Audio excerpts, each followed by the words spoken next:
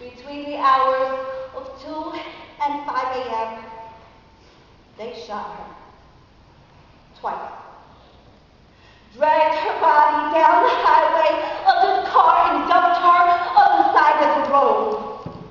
And even in her death, the media didn't have the decency to grant her the last dignity of using the correct pronouns. A man wearing women's clothes was found dead, they said, as if somehow she had it coming, for daring to be different in a way that made people so uncomfortable. I watched the sheriff hold her at arm's length between flowing fingertips. His face said that the sunrise ramen scent of her breath was the epitome of everything wrong with the world. And as I cried for my sister, this bitch had the ignorance to tell me not to take it personally. After all, people are murdered every day. Well, that's easy for you to say. Maybe if she were murdered for being a mundane, whitewashed suburbanite, people would pay attention. But she was one of mine, and it couldn't make me so damn hard I couldn't take it personal. Every time we lose another, I can't fathom why we're not writing. I knew a girl once who used to name all the lobsters in the tank so I couldn't eat them.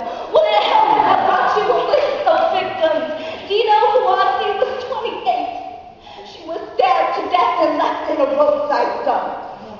Amanda Gonzalez was strangled. An unidentified transgender woman whose body was never claimed was dismembered and mutilated. Another beheaded. Brenda was burned to death. Selma drowned at 16-month-old. Roy Antonio Jones III of Southampton, New York, was beaten to death by his mother's boyfriend, who told the cops he was simply trying to make him act more like a boy instead of a little girl. How many more have to die before we wake up? Well, I'm here to tell you that I have had enough.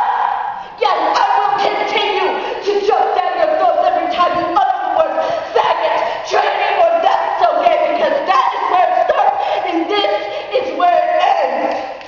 It feels like the blood in my veins has been replaced by gasoline, and that is the right decision that we need to be taken to the streets. If ever there was time for us to stand up, it was the morning of March 8th, between the hours of 2 and 5 a.m. Let's not let it happen again.